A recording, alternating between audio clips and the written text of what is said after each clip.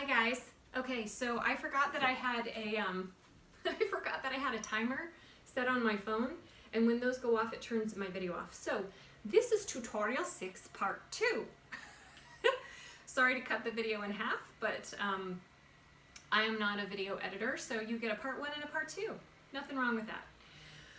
Okay, so a little bit of a lecture in the first video about efficiency, breath, strength versus efficiency, what dysfunctional patterns lead to, and number 1, the most important thing, the importance of concentration and focus in your practice so that you can achieve all of the things that you want to achieve.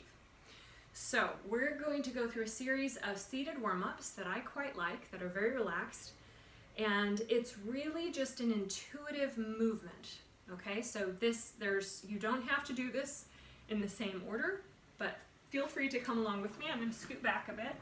And I really like these very large Pilates balls. I'll move back even more so you can see. This is a 65 centimeter ball. It's quite large. I'm pretty tall, and it's nice. It's high enough that my knees are not higher than my hips. Okay, so these are fantastic for doing home workouts and getting some feedback, and it's also quite nice to sit on. You get a lot of pelvic articulation, which is what we're going to start with. So I'm going to come a little bit closer for the pelvis part, and then I'll move back. So we're just going to start with a little bouncing. If you're sitting on a hard chair, just go into your breathing. Nice long inhale, nice long exhale. So you can just do the seated, nice long inhale. Let the belly go, nice long exhale. Okay, and we're going to take a pause because I want to hit another tangent. You know how I am about my tangents. So, the way to get a flat tummy, this little side note, is not to clench your belly 24/7. Okay, so I've learned a lot since my early days as a movement practitioner, and yoga has actually taught me quite a lot about the breath as well. And one thing that has really helped my Pilates practice has been yogic breathing. And that means breathing way down into your belly, letting that expand, letting that relax. And when you do that, so let's put our hands down on our belly. We're going to breathe a couple different ways here. Inhale down into your belly. Exhale, think of the air pushing from the bottom out. Inhale down into the belly. Fill up your belly, and this can be hard as ladies, just to let the belly go. Unless you've been a singer, sometimes we're kind of trained to always kind of be tucking that tummy in. Let it go. And if you're pregnant, this is a wonderful way of really creating some relaxation in your pelvic floor and allowing the pelvic floor to get ready for that birthing experience. Okay, so inhale, let that sense of down and open happen, and then as you exhale, you want to almost think of gathering the floor underneath you from your pelvis and then pushing it up like it's an elevator inside. So inhale, lower the elevator. Exhale, push that elevator up. And do you see how as the elevator goes up, the shoulders actually come down? That's really important, because what's happening internally, and this is where breathing gets a little confusing, as we inhale, even though the diaphragm is sending the belly out and down, and the ribs are opening up, when we exhale and the diaphragm goes up, the ribs come down and the shoulders come down. So there's a lot of opposition in breathing, and we want to allow that and facilitate that to just happen naturally. So, big inhale down into the belly, focusing on where that breath is, and exhale. Okay, now we're going to do a little side to side on the ball. And if you're on a chair, just think of lifting one hip and lifting the other. So you can do your little hip lifts here. Okay, so you don't have to have a squishy surface. So this is what you're doing if you're in a chair. You're thinking of pulling one hip up, sitting in one hip, sitting in the other hip as you lift the other one up. If you're on a ball, You do the same thing, you're just letting the ball move you a little bit side to side. Okay, so it's just exaggerated on the ball, that's all. Still looking at Bob's pelvis. If you saw the last video, you'll know why that's amusing to me. May not be amusing to you, I don't know. Okay, now we're gonna take some circles on the ball. This is great for the lower back. So the ball is not an expensive tool. Highly recommend one of these. And then go the other way. If you're on the chair, just think of tipping forward and back and around on your pelvis. Explore the pelvis in an upright position. So when we're laying on our back and we're doing our pelvic tilts, right? Very similar to sitting up, right? So you can tilt around. You can move the rib cage on top, move the pelvis.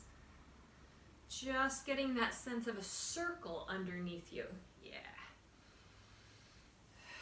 And then go the other way.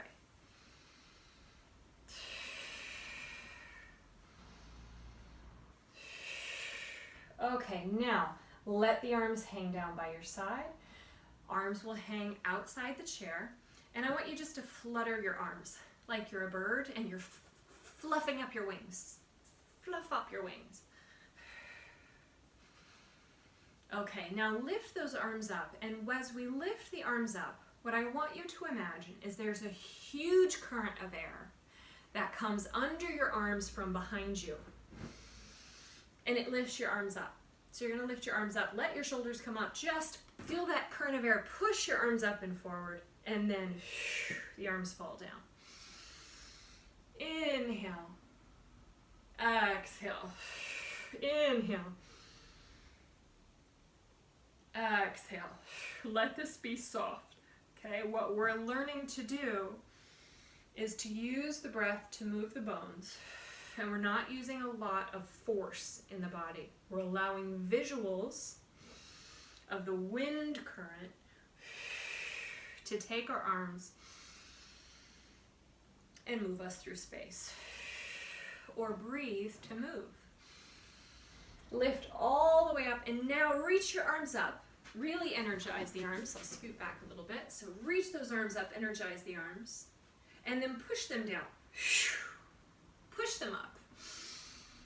Push them down. Push them up. Feel those ribs go up. Exhale, push them down. And we start to feel a little more work in the arms because we're using them dynamically,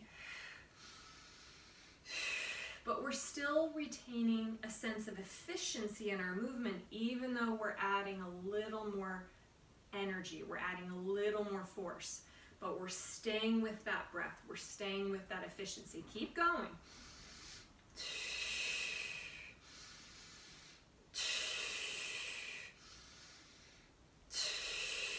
Last one.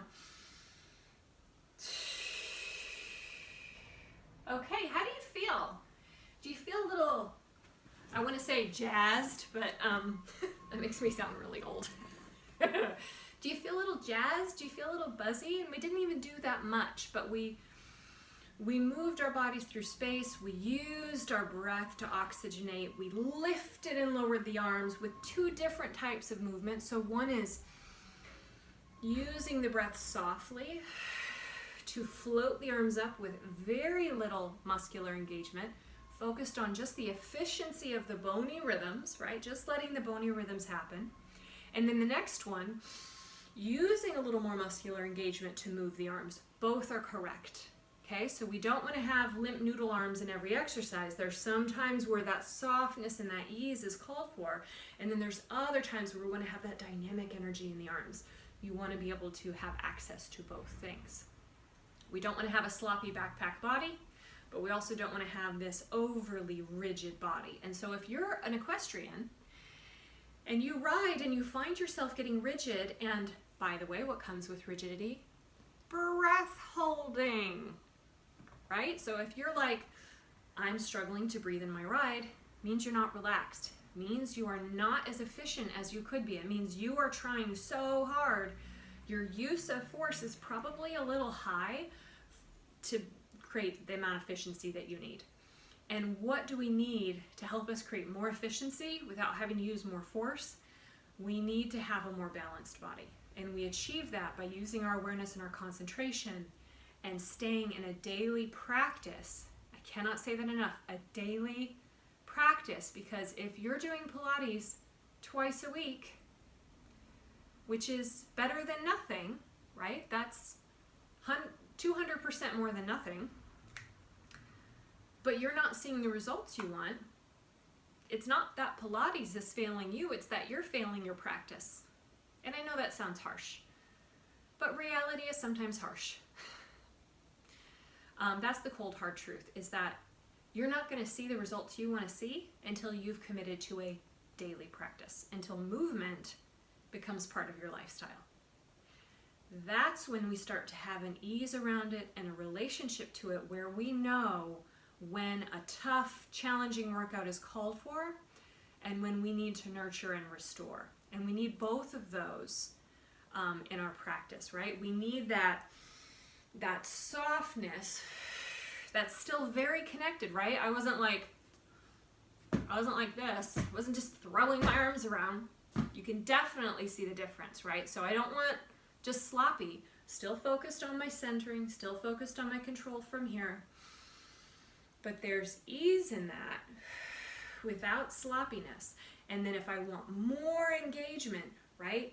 That energized power, and it still looks harmonic.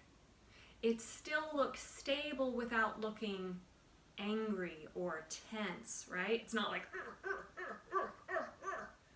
there's the difference. And those are huge exaggerations, but you start to develop your eye and your feeling toward what that is. And just doing it like that, my whole body was like, whoa, that was intense.